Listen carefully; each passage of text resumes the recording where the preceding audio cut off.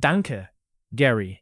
Sie hören Search the Scriptures Daily, ein Programm, in dem wir jeden ermutigen, der Gottes Wahrheit kennen möchte, in Gottes Wort nach allem zu suchen, was für die Errettung und dafür wesentlich ist, sein Leben so zu führen, dass es ihm gefällt.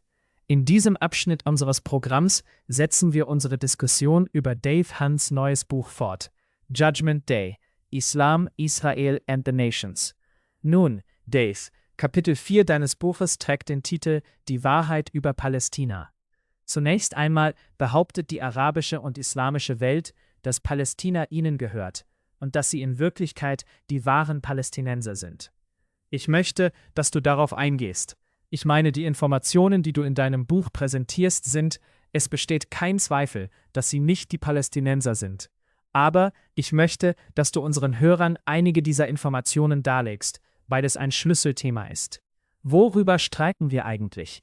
Und wenn es stimmt, dass sie keine Palästinenser sind und allein schon auf dieser Grundlage keinen Anspruch auf das Land haben. Weil die Welt es liebt, Lügen zu folgen, besonders gegen Juden und gegen Israel. Wir haben im Nahen Osten im Moment eine Kontroverse. Die Grundlage der Kontroverse ist, dass es zwei Völker gibt, die einen Anspruch auf dieses Land erheben. Auf der einen Seite stehen die Juden, die Israelis, und ihr Anspruch reicht 4000 Jahre zurück. Sie haben eine Eigentumsurkunde von Gott. Sie führen ihre Abstammung auf Abraham zurück. Alle drei, Muslime, Christen und Juden, sind sich einig, dass Gott dieses Land Abraham und seinen Erben gegeben hat.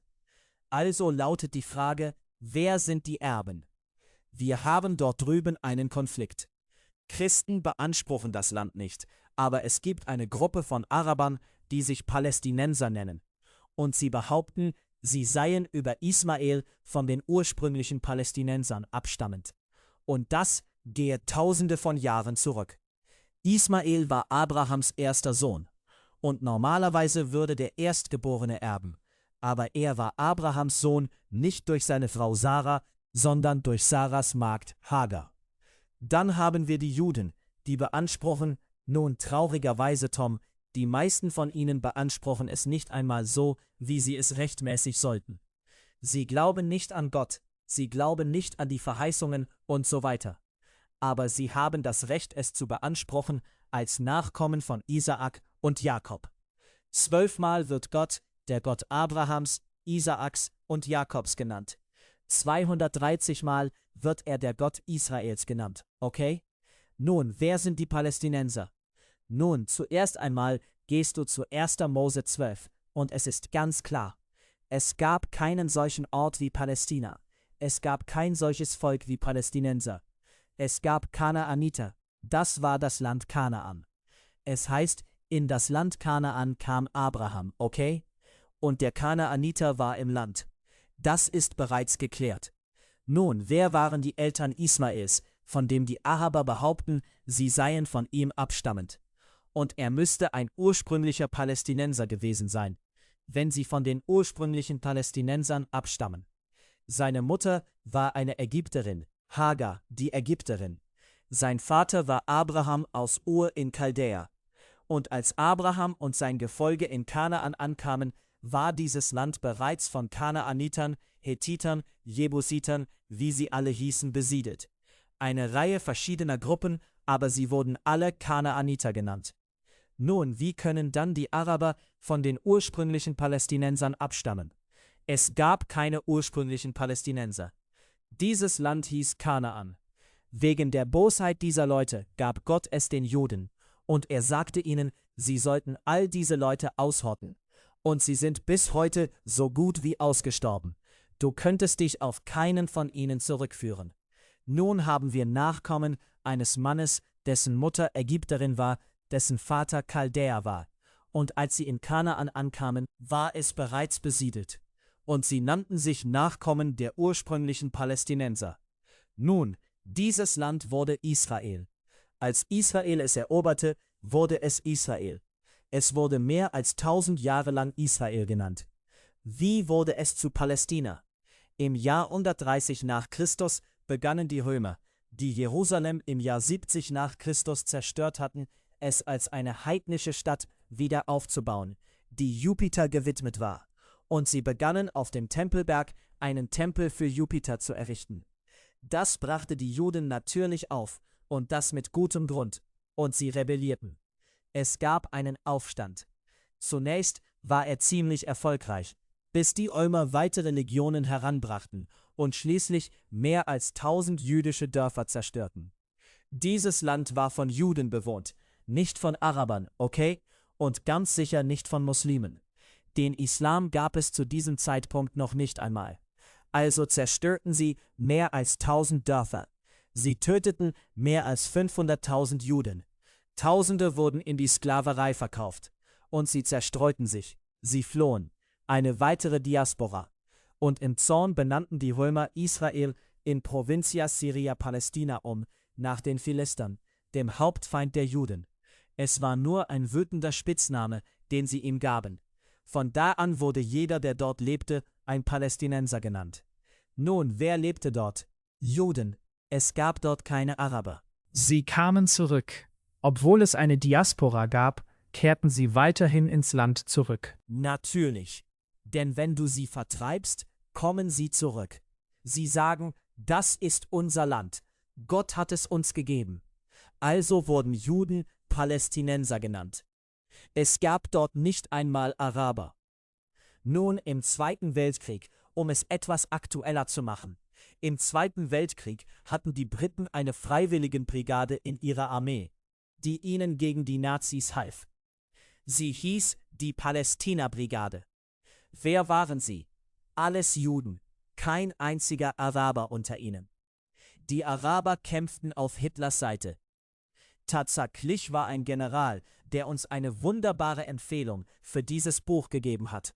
Shimon Erem, eines der Mitglieder dieser Palästina-Brigade. Und er hat mir von der Palästina-Brigade erzählt.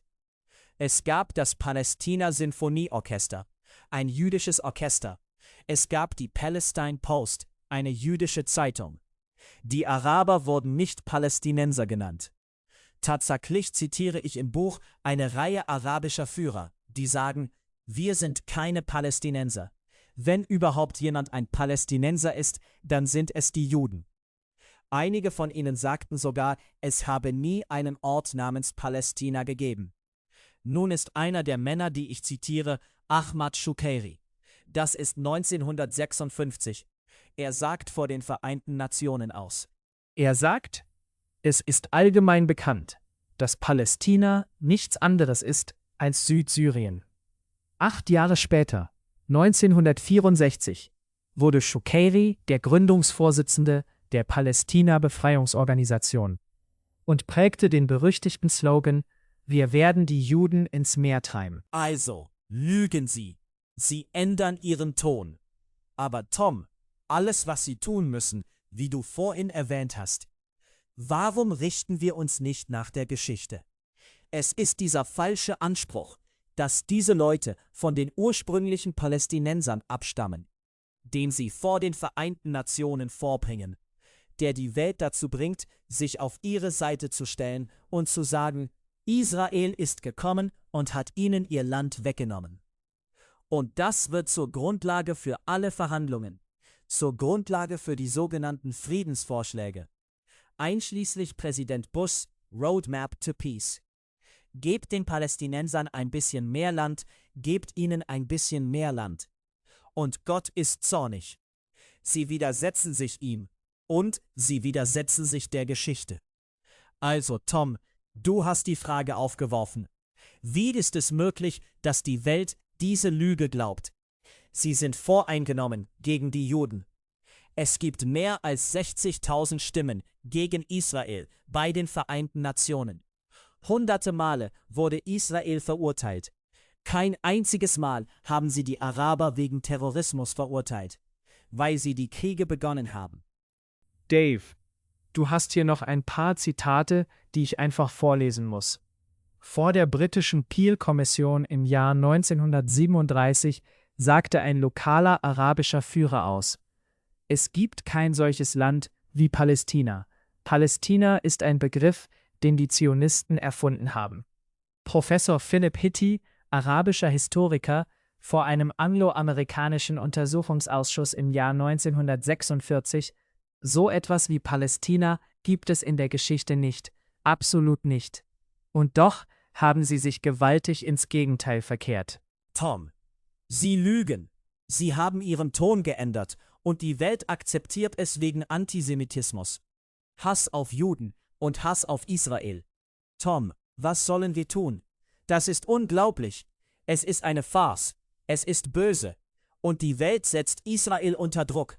Gebt mehr Land auf, das ihr diesen ursprünglichen Palästinensern gestohlen habt. Und wir geben im Buch noch viele weitere Erklärungen zu diesem Betrug. Dave, das wäre lustig. Du hast gesagt, es sei eine Farce. Aber es ist so erschütternd, wenn man darüber nachdenkt, weil täglich Menschenleben verloren gehen. Nun hast du hier einen Satz. Die Vereinten Nationen definieren einen Palästinenser als jemanden, der dort mindestens 2 Jahre gelebt hat. Nun, was soll das? Und nur Araber, nicht Juden. Sie fallen nicht unter diese Einstufung. Richtig. Nun, Tom, das war, als sie versuchten zu klären, wer die Palästinenser sind und wer die Juden. Aber sie wollten nicht anerkennen, dass die Juden länger in Palästina gewesen waren als diese Araber. Also, nun, wenn du vor mindestens 2 Jahren oder länger gekommen bist, dann bist du ein Palästinenser.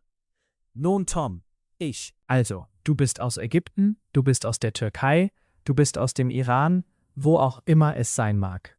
Jordanien, Libanon. Du bist trotzdem ein Palästinenser.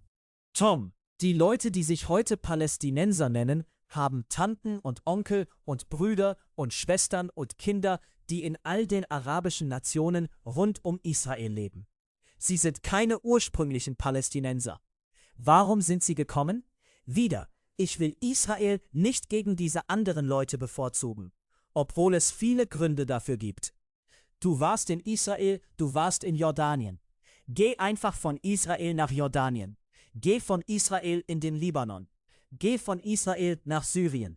Ich war in all diesen Ländern. Wenn du diese Grenze aus Israel heraus überquerst, gibt es plötzlich einen großen Unterschied. Es ist nicht mehr ein fruchtbares Land, das produziert. Wow, wie sie produzieren. Aber es ist Wildnis. Sie produzieren kaum irgendetwas. Israels Bruttonationalprodukt ist etwa 11 oder 12 Mal so hoch wie das der Nationen um sie herum. Nun, Tom, das ist dasselbe Land. Warum machen sie nicht das, was Israel mit diesem Land gemacht hat? Warum müssen sie hereinkommen und es Israel wegnehmen wollen? Es ist wie das, worüber wir als kleine Kinder gesprochen haben. Der Hund in der Krippe. Weißt du, ich will meinen Knochen und ich will deinen auch. Aber hier stimmt grundsätzlich etwas nicht. Nun, diese Leute, die sich Palästinenser nennen, sie haben alle möglichen Verwandten, die sich ebenfalls Palästinenser nennen, die Flüchtlinge sind, die tatsächlich einige von ihnen in Israel gelebt haben. Israel wollte nicht, dass sie gehen. Israel sagte, bitte bleibt. Das war, als die arabischen Nationen rund um Israel drohten, die Juden auszurotten.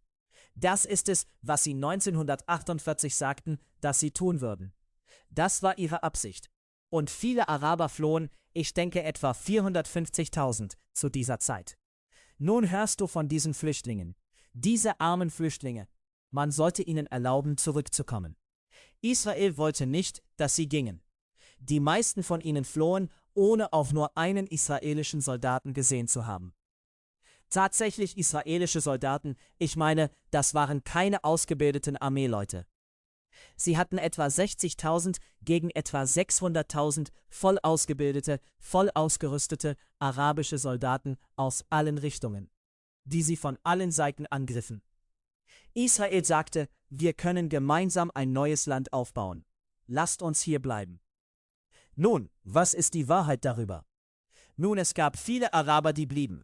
Sie machen heute etwa 25% Israels aus. Welche Rechte haben sie? Sie haben volle Staatsbürgerschaft, volles Wahlrecht. Einige von ihnen sind Mitglieder der Knesset. Die Knesset ist auf Arabisch ebenso wie auf Hebräisch. Sie haben mehr arabische Schulen in Israel als in den meisten Nationen um sie herum. Sie haben volle Freiheit.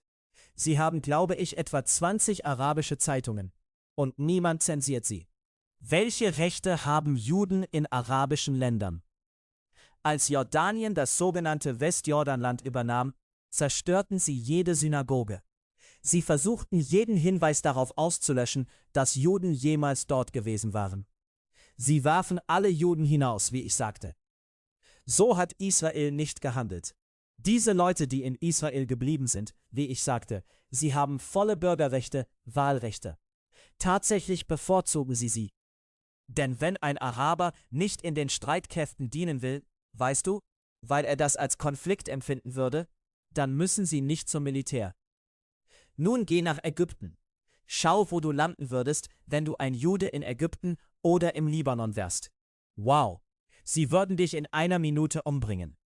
Oder Syrien. Du hast vielleicht ein paar Juden. Ich dokumentiere einiges von dem, was Juden in all diesen Ländern widerfahren ist. Es lag nicht daran, dass sie Araber sind. Araber und Juden kamen ziemlich gut miteinander aus. Sie sind Cousins. Aber sobald der Islam auf der Bildfläche erschien, wurden die Juden gehasst, verfolgt, abgeschlachtet. Und ich nenne dir die Daten und die Zahlen der Abschlachtung von Tausenden von Juden in diesen Ländern. Also was geschah? Sobald Israel seine Unabhängigkeit erklärte, nun wurden sie hinausgeworfen. Oder in den Ländern, in denen man ihnen nicht ihr Eigentum wegnehmen wollte. Natürlich, raus, aber ihr könnt nichts mitnehmen. Ihr lasst eure Bankkonten hier, ihr lasst eure Häuser hier, ihr lasst eure Sachen, alles hier. Und etwa 800.000, fast doppelt so viele jüdische Flüchtlinge flohen aus muslimischen Ländern nach Israel. Wie Araber aus Israel flohen. Hörst du jemals von diesen Flüchtlingen? Was ist mit diesen Flüchtlingen passiert? Es gab etwa 600.000 israelische Bauern, Siedler, weißt du, Kibbutzim und so weiter. Sie nahmen diese Flüchtlinge aus den arabischen Ländern auf. Sie gaben ihnen Häuser, Wohnungen, Arbeit, was auch immer. Irgendwie integrierten sie ins wirkliche Leben. Was taten die Araber, die 700-mal so viel Land haben? Sie haben Ölmilliarden, weißt du, an Einnahmen und so weiter. Was taten sie? Sie steckten diese Leute in diese erbarmungswürdigen Lager. Wow. Richtig. Und sie haben sich geweigert, sie in ihre Kultur zu integrieren, weil sie wollen, dass sie als eiternde Wunde für die Welt bestehen bleiben, damit wir sagen können, schaut, was diese Juden getan haben. Nein, die Juden haben das nicht getan. Es waren die Araber selbst, die das getan haben. Und wir zitieren im Buch zum Beispiel, hier ist Syrien oder Ägypten. Und sie werben, sie brauchen Hunderttausende, vielleicht sogar Millionen landwirtschaftliche Arbeitskräfte. Und du hast Anzeigen in der Zeitung. Du hast die Landwirtschaftsministerien dieser arabischen Länder dort, die um Einwanderer flehen. Weißt du, ihnen alle möglichen Vorteile geben wollen. Und dann fragst du, nun, was ist mit diesen sogenannten Palästinensern, die in diesen Lagern sind? Nein, auf keinen Fall. Wir werden sie nicht aufnehmen. Sie müssen dort bleiben. Tom, die gewissenlose Behandlung dieser Menschen und die Art, wie sie von den Vereinten Nationen der Welt als etwas vorgehalten werden, das Israel getan habe.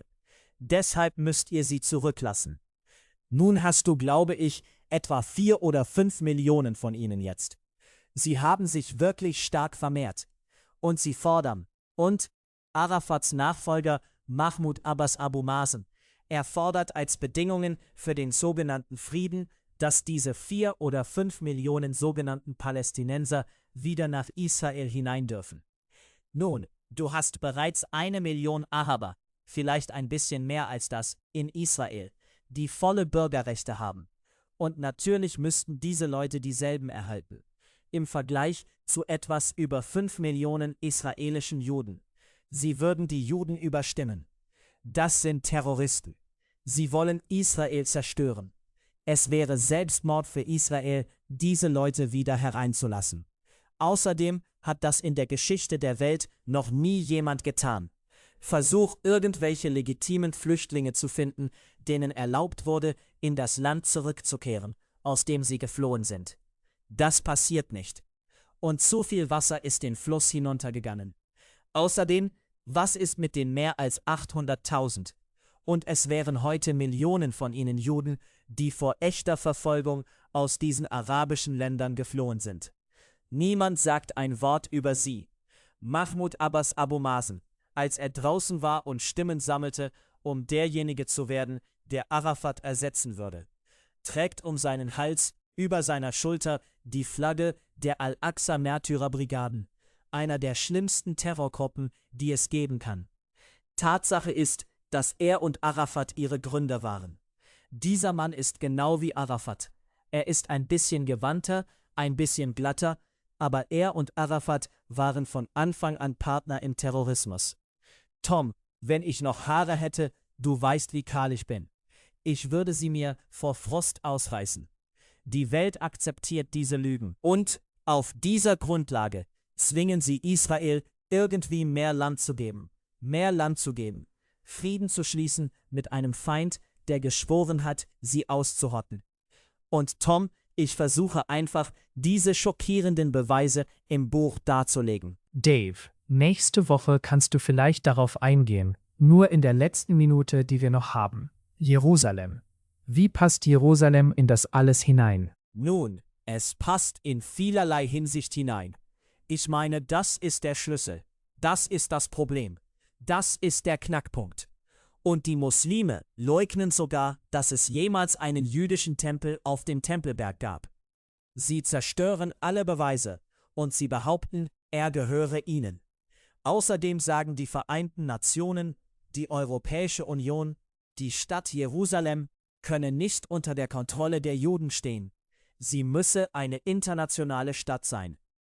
Und das alles passt zur Prophetie. Tatsächlich ist es die Erfüllung spezifischer Prophetien in dieser Hinsicht. Wir sollten zurückkommen und darüber sprechen. Ja, nun du sagst, muslimische Autoren hätten in jüngster Zeit begonnen, Jerusalem als in der Heiligkeit vergleichbar mit Mekka und Medina und sogar unserem heiligsten Ort zu preisen. Stimmt nicht. Es wurde im Koran kein einziges Mal erwähnt.